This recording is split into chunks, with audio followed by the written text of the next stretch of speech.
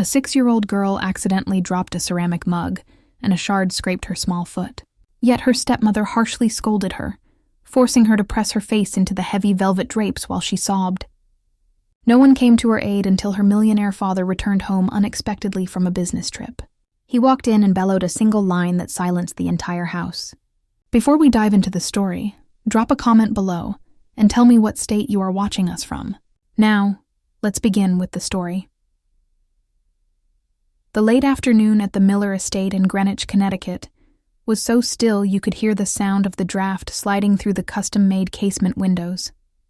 Inside the polished foyer, the marble floor reflected the hesitant footsteps of a little girl. It was 6-year-old Lily Miller, in a simple pale pink sundress. Her bright eyes always carried a shadow of longing. Lily's mother had passed away from a brief illness when she was only 2, and the memory of her existed only in faint, fragmented flashes. Since then, the greatest wish in Lily's heart had been to have a mother who would simply hold her, who would offer kind words of praise. Her father, Ethan Miller, a successful tech CEO, was perpetually absent on work-related travel. 5 months prior, he had remarried Vanessa Reed, a young woman who had once worked as an event planner for his foundation. On the day of the wedding, Vanessa wore a facade of sweetness, always smiling at Lily, even gently stroking her head and calling her, "My precious little angel." Innocently, Lily believed this was the love she had always desired, but whenever Ethan was away from home, that sweetness evaporated. Vanessa gradually revealed her bitter, cold nature, viewing Lily as nothing more than an encumbrance, a living shadow of the deceased first wife whom she desperately wanted to erase.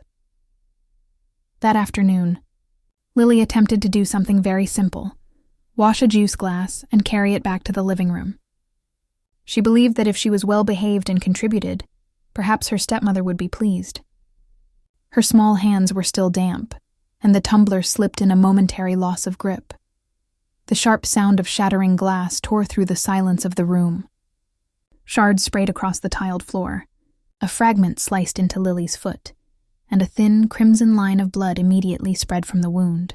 Lily panicked, falling to her knees and clutching her foot, tears about to erupt. Her voice trembled as she whispered, "I'm sorry. I didn't mean to." The click-clack of high heels echoed on the marble with chilling precision. Vanessa appeared on the grand staircase. Her tailored, bright red dress accentuated her attractive figure, but her eyes burned with barely contained fury. Her carefully applied makeup was now twisted in a snarl of pure rage. Her shrill voice resonated through the room. "This house is no place for a clumsy brat like you. Look at what you've done, Lily. You are absolutely useless." Frightened, Lily hugged her foot tighter, biting her lip to stop herself from sobbing out loud. She still attempted to plead in a shaky voice. "Please don't be mad. I'll pick it all up. I'll clean everything. I promise." Vanessa strode toward her, not sparing a single glance at the blood welling on the child's leg. She pointed a manicured finger directly at Lily, her voice sharp and cutting. "Shut up, sorry. Does saying sorry make the glass whole again? You worthless child, always fumbling, always making me look bad. I told you to behave, but you keep acting out and then fake crying so your father will pity you. You pathetic little girl." Lily was shaking. Tears streamed down her cheeks. She scrambled unsteadily to her feet, each small step shuffling across the cold tile floor, leaving a faint reddish trail behind her. The heavy gold-fringed drape blocked the light, and in its shadow, she pressed herself against it, her shoulders violently shaking. Her whimpers turned into gasps, mixed with fear and sheer desperation. In her small heart, Lily kept telling herself, "If I were better, if I hadn't broken the mug, maybe Mom would love me." Lily quickly shook her head. A tear slid down her cheek as she whispered in a tiny voice, "I don't want Daddy to be angry. I just want you to be happy, Mom." Vanessa crossed her arms. Her lips curled into a cold, contemptuous smile, her eyes fixed on the small, trembling back. Her voice hissed again. "Happy? You think seeing you like this can earn my favor? Don't dream. A child like you will always be a liability. Get up. Face the wall right now." The small hand pulled away from her injury, trembling. Lily straightened up, staggering. The small cut made every step agonizing, each one leaving a damp, stained mark on the floor. She walked slowly toward the thick living room curtain, pressing her face against the woven fabric, her shoulders heaving with muffled sobs. Her broken voice mingled with her crying. "Please, don't punish me today. My foot really hurts. Please, Mom." Just then, the sound of the front door echoing through the entire house cut through the tension. Firm, heavy footsteps of a man resonated down the hall. A familiar, weary but warm voice called out, "Lily, are you home?" Ethan Miller had just returned from a grueling business trip. He was dressed in a dark, expensive suit and held a brand new white teddy bear tightly. It was the gift he had chosen at the airport, hoping to make up for the days he had been away. Stepping into the living room, the scene he saw froze him instantly. His daughter, small and trembling, stood with her face pressed against the drapes, her foot smeared with blood. Facing her, Vanessa, in her tight red dress, was pointing her finger. Her face was contorted with pure rage, her words of reprimand still floating ominously in the air. Ethan was stunned for a few seconds. The white teddy bear slipped from his grasp and tumbled onto a nearby antique chair, as if the shock itself had knocked it down. His heart pounded violently, caught between white-hot anger and searing anguish. In that instant, he understood that everything he had tried to believe all this time had just come crashing down. Without another thought, Ethan lunged forward and pulled Lily away from the curtain. Her small hand was icy cold, and she was shaking uncontrollably. He knelt down and saw her feet, scraped and bloody, each step having left a wet trail on the floor. Ethan inhaled sharply. His voice was low, but utterly commanding. "Vanessa, stop right now!" The sound sliced the air like a blade. Vanessa flinched and spun around. For the first time in months, she failed to conceal the twisted fury on her face. Her eyes darted to Ethan, then quickly stabilized as she forced her expression into a mask of composure. "When did you get home? She was being careless. She needs to learn to obey. If you keep coddling her, she will never mature." Her voice was stiff at first, then lowered into a false, sickening sweetness. Lily let out a muffled sob and clung to her father's chest. Tears streamed down her face. Her voice broke into fragments as she whispered, as if terrified of making him angrier. "Daddy, it's my fault. I shouldn't have broken the cup. I promise I'll be better. Just please don't let Mommy hate me more." Ethan held his daughter tightly, his hand gently pressing her small shoulder as if to shield her from the entire world. His eyes locked onto Vanessa. Every word hit with crushing weight. "You call this teaching? Leaving her to suffer like this? She is 6 years old, Vanessa. 6. Vanessa let out a bitter laugh. Her tone dripped with resentment. "You always take her side. I'm the one who lives with her every day. I'm the one who deals with her spills, her messes. What's wrong with me disciplining her? And me, Ethan, I'm your wife. Am I worth less than a child?" Ethan's brow furrowed. His chest rose and fell sharply. In that moment, the memories flashed back to him. His wife passing away when Lily was only 2, leaving an infinite void. He had thought that remarrying would give his daughter someone to rely on. It would make the house less cold. But now he saw he had made a terrible, soul-crushing mistake. Vanessa's words cut through Ethan's heart like a razor. He hugged his daughter tighter. His face darkened. The rage erupted. His voice boomed through the living room. "Shut up, Vanessa. You were never her mother. Her mother would never punish her just for breaking a mug and then ignore her bleeding." That voice froze the entire room. Vanessa remained motionless for a few seconds, her eyes wide with shock. Then they quickly shifted to a look of pure hatred. Lily trembled, perhaps for the first time in years, feeling her father's arms as a solid wall of protection. The mansion, once silent, now only echoed with Ethan's heavy breathing, Lily's choked sobs and Vanessa's eyes, flooded with uncontrollable fury. Vanessa pressed her lips together, her hand clenching into a tight fist, and a cold, sharp light glinted in her gaze, a signal that another, more dangerous storm was about to break. Ethan closed the door to the den, his arm still holding Lily securely. He sat her down on the leather sofa and gently pressed a clean cloth against the cut. Her body was trembling, and his deep, husky voice came out like a promise. "Daddy's here now. No one will ever hurt you again." Lily buried her face into her father's shoulder, her small breaths hitching with every beat. For the first time, she distinctly felt his full protection. Yet in her tear-filled eyes another fear still lurked. Her voice was weak. Words broke with a sob. "Daddy, what can I do so stepmom doesn't hate me anymore? Why does the harder I try, the more she pushes me away?" Ethan froze, his chest contracting painfully. His eyes welled up with tears, unsure how to answer. His large hand gently squeezed her small shoulder. Only a heavy sigh broke the silence. He pulled out his phone and dialed a familiar number. "Alan, come over immediately. Lily is hurt." About 15 minutes later, Dr. Alan Wells arrived. He was a middle-aged man with graying hair who had been close to the Miller family for many years. He carried a small medical bag, and his eyes filled with concern when he saw Lily wincing at her leg. The red scrape marking her skin. "It's not serious, just a superficial cut. But she needs rest. And most importantly, emotional care," Dr. Wells assessed. Ethan nodded. His gaze drifted from his daughter toward the hallway. Vanessa's figure appeared, leaning against the wall with her arms crossed. Her face was cold, her eyes blazing with anger. Ethan walked out, closing the door behind him to let Dr. Wells work. He stood in front of Vanessa, his voice lower but loaded with authority. "She is my last limit. You have crossed the line." Vanessa curled her lips into a bitter smile. "Limit? I was just teaching her. You always take up for that child. You always put her above me. You should be thanking me for correcting her instead of treating me like the enemy." Ethan looked her straight in the eyes. His voice dropped, every word heavy. "That is not teaching. That is cruelty." Vanessa burst into hollow laughter, the sound echoing down the hall. "Cruelty? No, Ethan.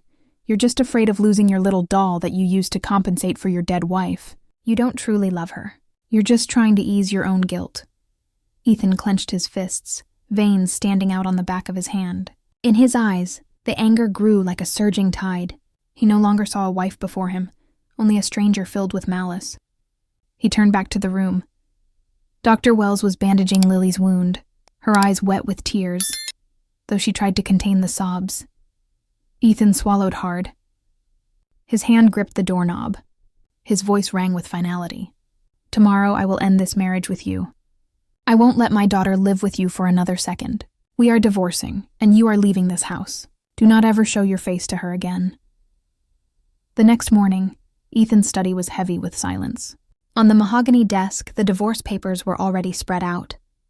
Ethan sat across from Vanessa, a pen in hand. He didn't say much, only looked directly into the eyes of the woman who had shared his life for the past 5 months. Vanessa crossed her arms, her face devoid of emotion. Yet, a slight, challenging smile persisted at the corner of her lips. Ethan finished signing and pushed the papers across to her. Vanessa slowly scrawled her name. Then she put the pen down. Her cold gaze swept past him toward Lily, who sat silently in a chair beside her father. Before stepping out of the house, Vanessa leaned in. Her voice was low but hissed with venom. "Did you think you got rid of me, Ethan? You'll see. I'm not that easy to discard. Both you and that little brat will pay for this." The door slammed shut, leaving an icy vacuum. Ethan gently squeezed Lily's shoulder, but even he could feel the unsettled feeling spreading within him. That afternoon, as the sun softened, a knock came at the door. Ethan opened it and saw Eleanor Jenkins, the woman who lived next door. She was about 55, slender, her gray hair neatly pinned up, and she held a small box of fresh-baked cookies. Eleanor had been a lifelong neighbor, generally kind. She rarely interfered in others' affairs, but today, her eyes held an unusual resolve. "Good afternoon, Mr. Miller. I brought some cookies for Lily." Her voice was soft but husky, as if it had taken all her courage to speak. Ethan invited her in. In the living room, Lily was curled up on the sofa, hugging a white teddy bear tightly. Seeing her like that brought a lump to Eleanor's throat. Her eyes glistened. She walked slowly toward the child and placed the box of cookies on the coffee table. "Lily, I brought butter cookies. Would you like to try one?" Her voice trembled, though she tried to hold a kind smile. Lily looked up, her clear eyes filled with caution. She shook her head and hugged the teddy bear tighter, as if afraid that if she let go, the only sense of security she had would vanish. Eleanor turned to Ethan, lowering her voice almost to a whisper. "Mr. Miller, I have to be honest. I've seen Vanessa yell at the little one many times. Once, she even made her kneel outside in the cold. I thought about reporting it to the authorities, but was afraid I didn't have enough proof." I'm sorry I stayed silent for so long. Ethan froze. A stinging sensation rose in his nose. His face sank under the weight of guilt.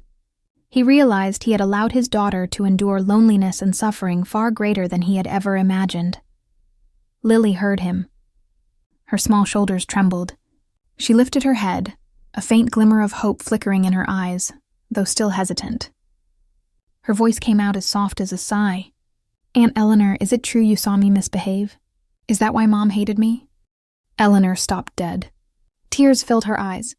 She sat down next to Lily, took the child's small hand between her frail palms, and spoke in a trembling yet firm voice. "No, sweetheart, you are a very good girl. The one who is wrong is not you. It's the adult who treated you unfairly. You must remember, you deserve to be loved." Lily looked at her. Her lips trembled, her eyes sparkling with tears. She pressed the teddy bear against her chest and, for the first time in many days, allowed a small, uncertain but real smile to appear. Ethan sat across from them, watching in silence. He gave Eleanor a slight nod, thanking her with his gaze. Then he lowered his voice and admitted the fear that had been gnawing at him. "Thank you, but I'm afraid Vanessa isn't done yet." Eleanor remained silent for a moment, then slowly nodded. A trace of fear glinted in her eyes, as if she sensed that somehow Vanessa would find a way to return. That evening, after the Miller estate had become quietly still again, Vanessa did not return to her old apartment. Instead, she rented a small, run-down apartment in a gritty neighborhood on the city's outskirts. Inside the narrow room, a faint yellow light cast long shadows on her cold face. She wore a long black coat. She sat bolt upright, her eyes reflecting both fury and calculation. The door creaked open. A burly man with a scruffy beard and a wrinkled shirt entered. It was Marcus Thorne, 40, someone Vanessa had known through a gambling debt. He let out a sneering laugh, his voice harsh and raspy. "Out of cash already, Mrs. Rich? You look pretty different from someone who's been kicked to the curb." Vanessa gritted her teeth, forcing a tight smile, though the hatred in her eyes was palpable. "You think I'm going to lose?" Ethan will be on his knees, and Lily will vanish from his hands. Marcus raised his eyebrows, scoffing as if he had just heard a cheap joke. He pulled up a chair, dropped heavily into it, and leaned back. "You dare touch the kid? I thought all you knew how to do was strut around that mansion." Before Vanessa could reply, a knock resonated on the door. A woman walked in. Her wavy brown hair fell over her shoulders. Her lips were painted a bold red, her gaze sharp, though her voice dripped with sweetness. It was Brenda Cox, 35, a woman with a history tied to multiple financial fraud schemes. She sat down, crossed her legs, and spoke in a calculated, soft tone. "Why waste your breath arguing? I know how to make Ethan open that vault without lifting a finger. The child is the key. As long as we have her, Ethan will pay anything." Vanessa was silent for a moment, then nodded, her eyes glittering with malice. Marcus slammed his hand on the table, laughing darkly. "Good, this sounds fun. I'll handle the muscle. Brenda will do the planning, and you just need to play the part of the abandoned stepmom." The three locked eyes, no need for further words. In that small, suffocating room, a plan had just been hatched. At the same time, back at the Miller estate, Ethan sat across from Lily at the dining table. Dinner was simpler than usual, lacking the extravagance of meals when Vanessa was around. On the table were only pasta, a small salad, and a glass of milk. Ethan tried to create a relaxed atmosphere, but his eyes often paused on his daughter's face. Lily held her fork, eating slowly. After a while, she looked up, her voice cautious. "Daddy, are you going on another business trip?" Ethan put down his fork and gently squeezed his daughter's hand. He looked her directly in the eyes, his voice slow but firm. "No, I'm staying this time. I won't leave you alone again." Lily lowered her head, pressing her lips together. Then, she suddenly smiled faintly, a fragile smile that still managed to illuminate the quiet room. Ethan squeezed her hand tighter, a determination growing in him stronger than ever before. In the dark corner of a downtown bar, Marcus Thorne picked up the phone, his voice low and firm. "Tomorrow night we start." At that very moment, Ethan watched Lily sleep soundly on the sofa, completely unaware that the real storm was quietly approaching. That night, after Lily had fallen asleep, Ethan tucked her in with the blanket and sat silently with the inactive phone, lost in thought. Elsewhere, Marcus hung up his own phone, while here, Ethan pulled the drapes tighter. The next morning, the doorbell rang. It was Detective Sarah Chen from the Child Protection Division. Ethan gave a concise account of the incident and Vanessa's threats. Soon after, Eleanor Jenkins arrived, confirming her witness account of seeing Lily punished outside. "I need solid evidence. Any recordings, photos, or other neighbors who can corroborate?" Sarah asked firmly. Eleanor agreed instantly to gather statements from other neighbors. Lily, meanwhile, quietly drew a picture. A white bear standing in front of two dark, blurred figures. Ethan understood the chilling implications. That night, a folded note appeared on Lily's desk. "Don't lose the girl, or you'll regret it." It was a direct threat. Ethan immediately called Sarah, his voice tense. "This is not an idle threat. They have begun the plan," Sarah stated upon arrival. Alongside her was Officer Carlos Benitez, her tech expert. After inspecting the window, Carlos confirmed the latch had been tampered with. Ethan was willing to pay anything, but Sarah insisted on a trap. "No, the money will only bring them back.